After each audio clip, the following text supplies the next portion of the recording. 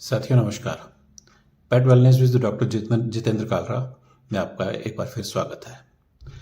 यदि आप एक पेट ऑनर हैं, आप इसको आपके खुद के पास पेट है या आपके किसी मिलने वाले के पास पेट है या आप पेट लवर हैं, तो ये चैनल आपके लिए है। तो निवेदन है कि आप इसको लाइक करें, सब्सक्राइब करें और अपने साथियों को, जो भी पेट लवर्स हैं, उनको शेयर करें। आज मैं जिस टॉपिक पे आपको बताने जा रहा हूँ वो है रेबीज़, जिसको कि इन ह्यूमंस में इस बीमारी को हाइड्रोफोबिया और देसी भाषा में या लोकल उसमें हिडकाव भी कहते हैं।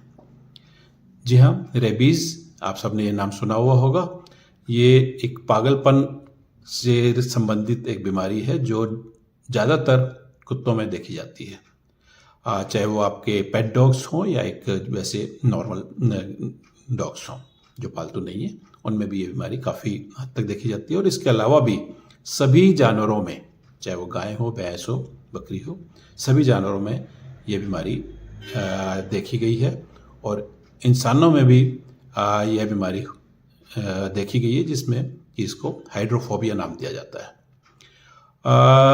चूँकि ये बीमारी एक जेनेटिक बीमारी है, जेनेटिक से मेरा मतलब है वह बीमारी जो पशुओं से इंसानों में ट्रांसमिट होती है, इसलिए यह बीमारी बहुत ही महत्वपूर्ण हो जाती है।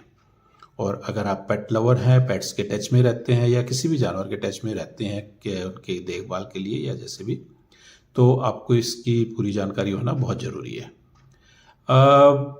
जैसा कि ये बीमारी से ही एक समझ में आता है कि हाइड्रोफोबिया यानी कि पानी को देखते ही डर लगना, और ये एक जानलेवा बीमारी है। अगर अर्ली स्टेज में ये डायग्नोज हो जाए तो इसका ट्रीटमेंट संभव है, या फिर जैसे इंसानों में जैसे ही बाइट हुई, एक रैबिट डॉग से बाइट हुई और तुरंत उसके लिए अगर वैक्सीनेशन करा लिया जाए तो इसका इलाज हो जाता है, नहीं तो ये जानलेवा है।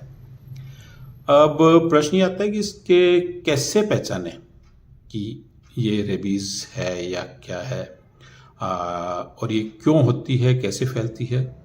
इस बारे में मैं एक बता देना चाहूँगा कि आप सपोज करो एक अपन पेट्स पे जाते हैं, डॉग्स पे जाते हैं। अगर आप डॉग ओनर हैं और आपके डॉग का प्रॉपर वैक्सीनेशन नहीं है, या आप जिस डॉग के बारे में देख रहे हैं, जिसको भी देख रहे हैं, उसका प्रॉपर वैक्सीनेशन नहीं है और उसके बर्ताव में यकायक कोई परिवर्तन सा नज़र आता है, जैसे कि अभी यहाँ आपको साथ में कुछ फोटोग्राफ्स चल रही हैं जिसमें कि आपको ये दिखाई देगा कि उसके मुंह से लार पड़ रही है, वो एकदम से एग्रेसिव हो जाता है दिखने में, उसकी आवाज़ में परिवर्तन आना शुरू हो जाता है।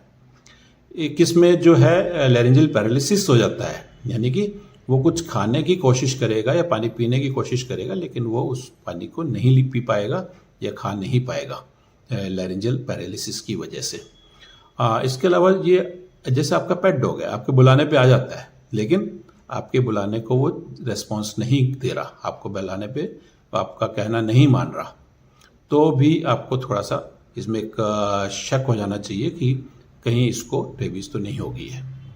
और इसके अलावा आप ये देखेंगे कि बड़ा ही अलग सा बिहेवियर, उसका जो नॉर्मल बिहेवियर से बिल्कुल अलग बिहेवियर होने लगता है।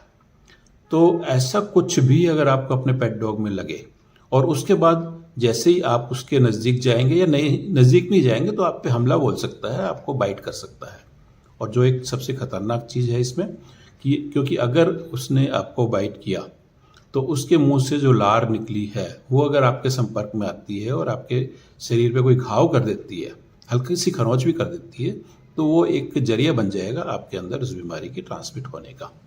तो एक बड़ा खतरनाक सा सीन हो जाता है।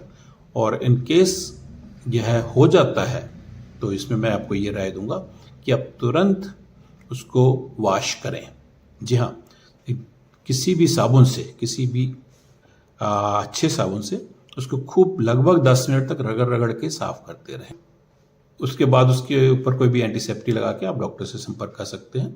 और उसके प्रिवेंटिव टीकाकरण वही बाइट वाले दिन को अपन 0 डे मान के चले तो 0, 3, 7, 14 और 30 ये डेज हैं। इन डेज में उसका प्रिवेंटिव टीकाकरण करवा लेना चाहिए। और यही बात आपके पेट पे भी लागू होती है कि अगर आपके पेट को किसी ने बाइट किया, किसी अन्य डॉग ने बाइट कर लिया और अगर वो वैक्सीनेटेड नहीं है, चाहे उनमें रेबीज़ के सिम्टम्स आ रहे हैं या नहीं आ रहे, तो आप उसको